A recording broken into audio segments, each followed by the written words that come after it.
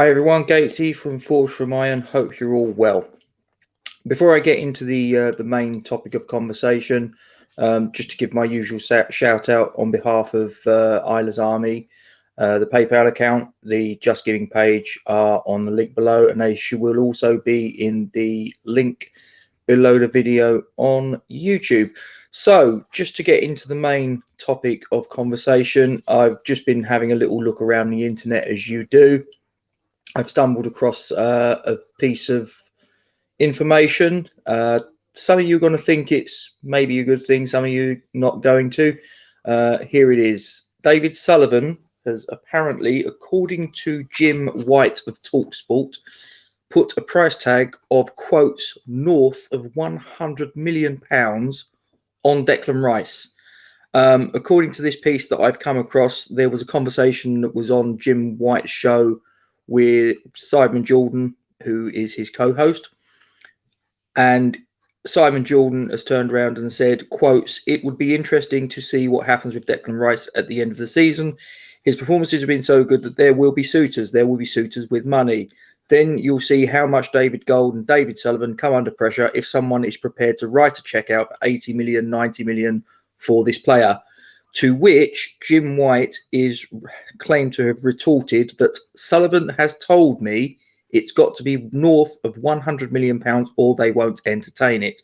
We'll wait and see what happens with that. Now, I was on with Charlie and Raymondo of Hammer's Chat doing Two Spanners, One Hammer on Saturday just gone. They seem to be of the opinion that that would at least allow a bit of clarity going forwards, and they cited the Harry Maguire transfer from Leicester City to Manchester United that occurred a year, 2 years ago now, whatever.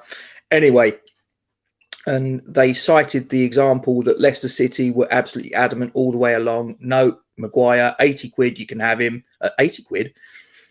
80 million quid. We'll edit that bit out. They'll never know. Anyway, 80 million quid. You can have Harry Maguire.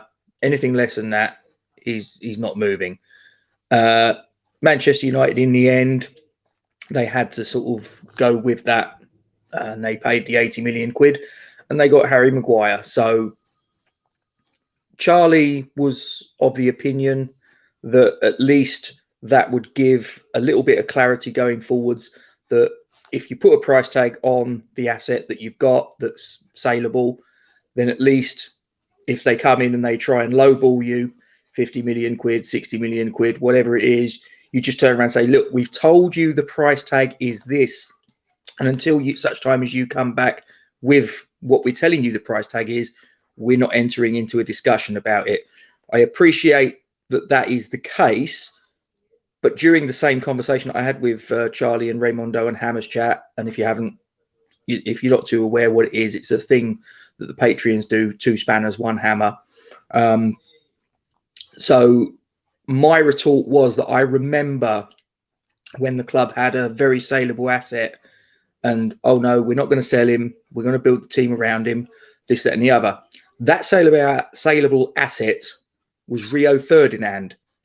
We did eventually sell him, and we got, relative to the time, a good amount of money for him. It was £18 million that we got from Leeds United, which, as I recollect, was an English record or a world record for a teenager, for a defender, whatever it was. I can't remember off the top of my head, but we got a decent amount of money. But I remember that there was the Rio stand that was paid for, the main stand as it was back at Upton Park. And I remember us going out, and I don't remember we did that well with the money that we got for him, unfortunately. I seem to remember Rigobert Song was one of the players that came in to replace Rio, and there may have been one or two others, and they're that sort of anonymous to me that I can't even remember half of the players that probably came in off the back of that. So yeah, it's all very well sort of turning around and saying, well, we'll get 100 million quid, or as they said, north of 100 million quid. So let's say it's 120, whatever. So 120 million quid, that's fantastic. But here's the thing. Can we replace Declan Rice with a player of similar quality? Well, let me put it to you this way. I don't believe, this is my opinion, but I don't believe there is a midfield in the Premier League, possibly with the exception of Man City, but that is even debatable, that Declan Rice could not be introduced to and Declan Rice would not fundamentally improve. I believe he's that good. Now, if we're going to get 120 million quid or whatever it is that this north of 100 million pound figure that Sully's apparently put on Declan's head, we need to make sure that if this comes to pass, that we're going to spend that money wisely and not blow it like we've done in the past on inferior targets. As I say, also there's the fact that if, fingers crossed, we do qualify for the Champions League, why on earth would you want to sell him? As far as I'm concerned, you should absolutely be keeping him. And I think that probably he would want to stay in the event that we did qualify for the Champions League, in all fairness. Obviously, if we finished out of the Champions League position, so 5th and below, would he be happy with Europa League football? Maybe. Would he be happy if we didn't qualify for Europe at all? Now, that's where it might become a little bit tricky to talk him into staying, especially if a club like Chelsea were to come in. Everybody knows that Declan loves West Ham, but everybody knows that he is a Chelsea fan from a young boy. And if we're being honest, if we was a footballer and our boyhood club was coming in for us and they could offer, sort of this, that, and the other, money, playing in competitions that maybe we might be in, maybe we might not, he's going to be very, very tempted, I'm quite sure. But I remain hopeful that if we can get the top 4, and I don't see any reason why there isn't, to be honest. And who knows? I think we have to have the mentality that, if we're in 4th, well, okay, 4th is great, but we shouldn't be satisfied to just sit here and go, this is nice, this is great. We should be looking at 3rd place and thinking, well, okay, what's the gap between us and there? Can we bridge it? I believe we can. And if we do manage to bridge that gap, then I think we should be looking at the gap between 3rd and 2nd and saying, can we bridge that? And again, you look at the Premier League table, there's not that much of a difference between 2nd and 4th. It's, and there's 14 games to go. It's not an insurmountable gap. I'm not for 1 minute saying we're going to finish 2nd or, God forbid, 1st. I'm not saying that at all. But I honestly believe that if we're going to give ourselves the best possible chance of finishing as high up in the Premier League as is possible, we need to be always aiming for 1 place further on than where we are at the minute. 4th place is a magnificent achievement. And don't get me wrong, I don't think there was many West Ham fans, myself included, that honestly thought after 25 games we'd be in the position we're in. But for whatever the reasons are behind it, by hook or by crook, this is where we are.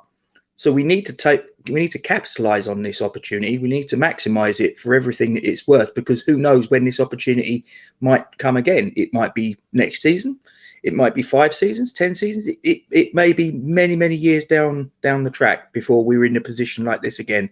So we need to try and maximize on it.